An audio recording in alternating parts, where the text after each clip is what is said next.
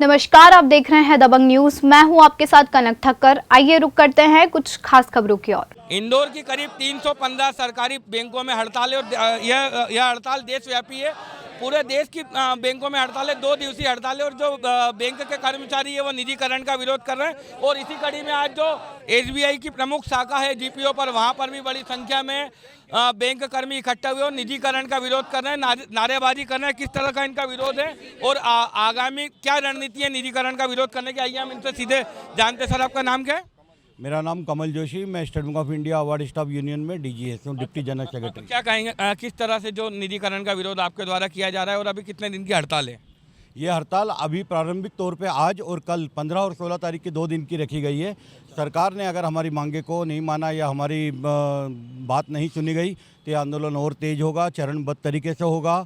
और इसके अंदर में हम जब नारे लगाते हैं तो हम बोलते हैं जुल्म किया तो और लड़ेंगे, और किया तो और लड़ेंगे। तो हम बहुत जम के लड़ेंगे, ज़बरदस्त लड़ेंगे। जब तक हमारी मांग पूरी नहीं होगी तब तक हम लड़ते रहेंगे। आज इंदौर में भी देखने में आया कि जितनी भी बैंक के सभी जगह पर आपके जो बैंक के कर्मचारी है वो निजीकरण का विरोध कर रहे हैं। आज सब ऐसे टुकड़ों टुकड़ों में बढ़ के क्यों कर रहे हैं, एक जगह क्यों नहीं? क्या है ये इसलिए कर रहे हैं कि कोरोना को देखते हुए, और हमने अपनी नैतिक जिम्मेदारी भी समझते हैं कि जब कोरोना इतना फैल रहा है तो हमने ज़्यादा भीड़ ना हो और हमारा विरोध प्रदर्शन भी हो जाए। इसके लिए हमने इसको 5 भागों में बांटा और अलग अलग बैंकों के अलग अलग क्षेत्र में 5 सेंटर बनाए गए जहां पर ये प्रदर्शन किया गया। इन्होंने देखने में आया कि अनुमति वगैरह भी नहीं दी गई आपको? हाँ, यह अनुमति सरकार से हमको स्थानीय प्रशासन की अनुमति नहीं मिली और नहीं मिलने पर हमने कोरोना की जो ये गाइडलाइन है उसके अनुसार ही ये काम किया।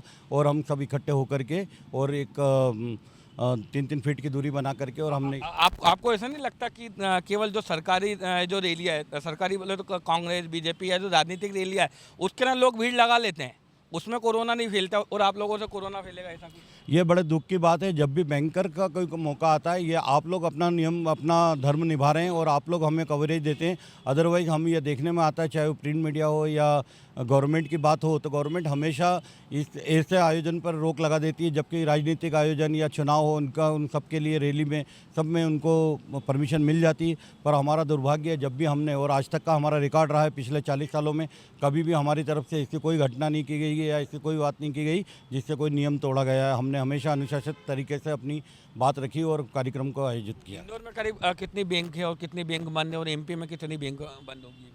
ये बैंक सिर्फ इंदौर या एमपी की नहीं है, पूरे देश के अंदर में राष्ट्रीयकृत बैंकें हैं, सारी बैंकें बंद है, सिर्फ प्राइवेट बैंकें आज की तारीख में चालू है। 10 लाख कर्मचारी के लगभग इससे जो स्ट्राइक पर हैं आज की तारीख। जिस तरह से इन्होंने बताया कि करीब 10 लाख कर्मचारी हड़ताल पर हैं और कई बैंकें बंद है। और भी हमारे साथ मौजूद है। आपका नाम क्या सर? बालकिशन रैकवार। रैकवार जी, क्या मानते हैं किस तरह से निजीकरण जो है वो नुकसानदायक है और आपका क्या विरोध है? सबसे बड़ी बात यह है कि सरकारी बैंक मतलब आम जन का बैंक, आम जनता का बैंक, और प्राइवेट बैंक मतलब कुछ पूंजीपतियों की मुट्ठी भर लोगों का शासन, मुट्ठी भर लोगों का मतलब कब्जा। और प्राइवेट बैंक आज जो सरकार की योजना है सिर्फ सरकारी बैंकें देती हैं। आज जब मोदी जी ने घोषणा की कि 10-10 हज़ार रुपये दिए जाएं, हमने छुट्टियों में भी आकर हमारी बैंकों ने 10-10 हज़ार रुपये उन गरीब लोगों को जो भूख से पीड़ित है उनको दिए। सबसे बड़ा लाभ ये पहुँचाया। हर जैसे आप लोगों ने खूब मेहनत करते हैं, खूब काम करते हैं, बिल्कुल कर रहे हैं। लेकिन बताना चाहूँगा कि जिस तरह से जो निजीकरण होता है, जो आईटी सेल है, बीजेपी का हो, इसका हो, जो भी हो, जो सोशल मीडिया पे चलता है कि निजीकरण बोले इसलिए किया जा रहा है, जो बैंक कर्मचारी हो या दूसरे सरकारी सेक्टर के कर्मचारी, वो लाखों हज़ारों रुपये की तनख्वाह लेते हैं और बोले बैठे रहते हैं, आराम करते हैं। इस तरीके का क्या मानते हैं, भ्रम फैला रहे क्या? ऐसा बोलने वालों से पूछा जाए कि जब कोरोना महामारी फैली, सिर्फ बैंकों के एटीएम के द्वारा ये देश चला, कर्मचारियों ने एटीएम भरे, कर्मचारियों ने रोज़ ब्रांचें खोली और हमको कभी भी उसमें बैरियर्स में गिना नहीं गया, हमको अगवा लोगों में गिना नहीं गया, तब भी हम अपना बिल्कुल कर्तव्य निभाते रहे। और नोटबंदी हुई, कोरोना का हुआ, सारा काम सरकार के एक आदेश पे कर्मचारी जुड़ जाते हैं, रात में 2-2 ओवर टाइम करके भी हम अपना काम करते हैं, 5 पैसा में नहीं मिलते हैं। आपने इतनी मेहनत की और आपको जो इनाम के रूप में ये निजीकरण थोपा जा रहा है, कंपनी के हवाले दिया जा रहा है, ये क्या हो रहा है सर? ये जो सरकार है बिल्कुल मोदी सरकार, अभी सिर्फ ये अडानी अंबानी की सरकार होकर रह गई है। सारा लाभ इन्हीं लोगों को देना चाहती है। और ये मीडिया में जो सारी, क्षमा चाहूँगा, ये दोनों जने इनके लिए मीडिया मैनेज कर रहे हैं, ये तालियां बजवाते हैं, इनका जयकारा लगवाते हैं और उसके एवज में सारे उद्योग मीडिया पूरी मीडिया ऐसी थोड़ी है। नहीं सब नहीं है, कुछ लोग हैं ईमानदारी है। अपवाद है तो हर कई जगह रहते हैं, आपके इसमें भी होंगे। ये मैनेज कर रहे हैं मतलब। हाँ तो ये आप हमारे साथ हो, आप हमारी आवाज़ उठाते हो, लेकिन ये सिर्फ कुछ नहीं, गरीब लोगों को दाब रहे हैं, बैंकरों को दाब रहे हैं। हम चाहेंगे कि इनका पुरजोर विरोध हो, आप हमारा साथ दें। बड़ी संख्या में जो एसबीआई के कर्मचारी यहाँ पर मौजूद है और करीब 2 घंटे से धरना चल रहा है, प्रदर्शन चल रहा है। आपका नाम क्या है सर? पंकज वर्मा। पंकज जी, क्या कहेंगे, निजीकरण का विरोध किस तरह से आपके द्वारा किया जा रहा है? सर जैसा कि आपको विदित है कि अभी हम 15 और 16 की हड़ताल कर रहे हैं। इसके आगे भी जैसा हमारा United forum of banks union की तरफ से जैसा चरणबद्ध आंदोलन होगा उसको हम फॉलो करेंगे। और इसी तरह जो निजीकरण का विरोध हम कर रहे हैं, हमारे 10 लाख अधिकारी और कर्मचारी आज हड़ताल पे हैं और आगे भी इसी तरह हम चरणबद्ध आंदोलन करते रहेंगे। यदि बात की जाए निजीकरण की तो हर सेक्टर का निजीकरण होना, विद्युत मंडल हो, विद्युत मंडल में भी नए नए तरीके से धरना दे रहे, प्रदर्शन कर रहे, लेकिन फिर भी जो निजीकरण के वो बिल्कुल करीब पहुंचते जा रहे हैं। तो आप लोगों की ऐसी क्या रणनीति है जिससे आप लोग मतलब बच सकते हैं निजीकरण?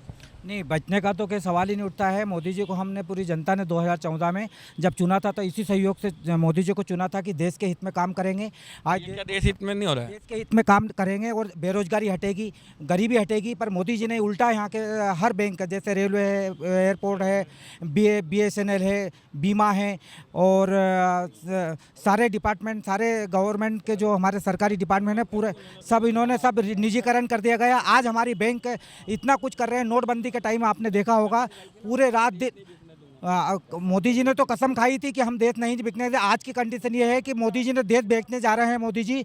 और नोटबंदी के कारण भी आपको मालूम होगा सभी को, पूरी जनता के, तो हमने बैंक वाले ने कभी, आपका बोलना है कि उन्होंने कसम खाई थी, कसम है मुझे इस माटी की, ये देश नहीं बिकने दूंगा, ये देश नहीं झुकने दूंगा। ये तो उल्टा निकल गया है। मोदी जी ने कहा ही, कसम खाई थी देश नहीं जी बिकने दूंगा, लेकिन आज उल्टी परिस्थिति है कि आज देश बिक रहा है कुछ चंद लोगों के बीच में जाकर के। हर डिपार्टमेंट, हर बैंक, आज इतनी बैंक की, मोदी जी तो अच्छा काम कर रहे हैं, सब जो सोशल मीडिया पे देखो बोलो उनसे। अब देखिए मोदी जी था, मोदी जी ने 2-3 मुद्दे करे हैं काम देश हित में, पर लेकिन कर्मचारी, देश के कर्मचारियों के हित में मोदी सरकार नहीं है।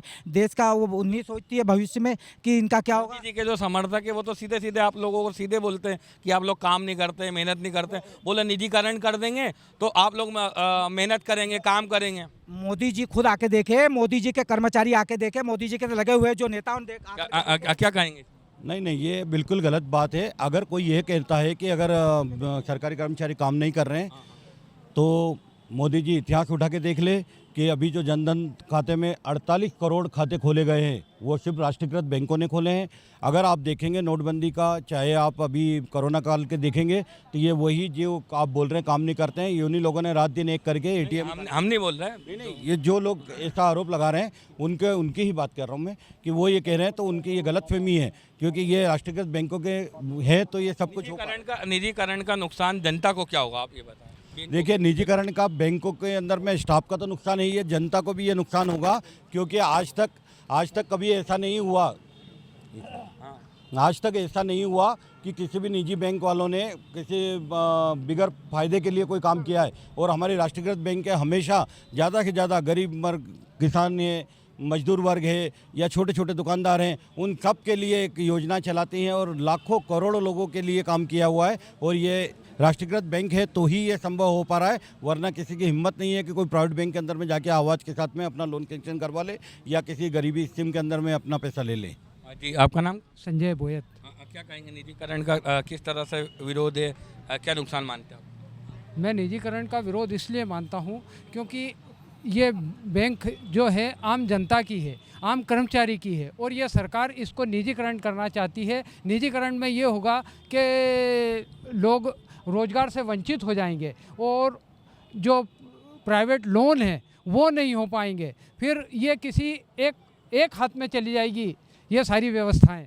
और आप जैसे अभी बोल रहे थे कि स्टेट बैंक का कर्मचारी काम नहीं करता, मैं आपसे ये बोलना चाहता हूँ, आपका खाता है।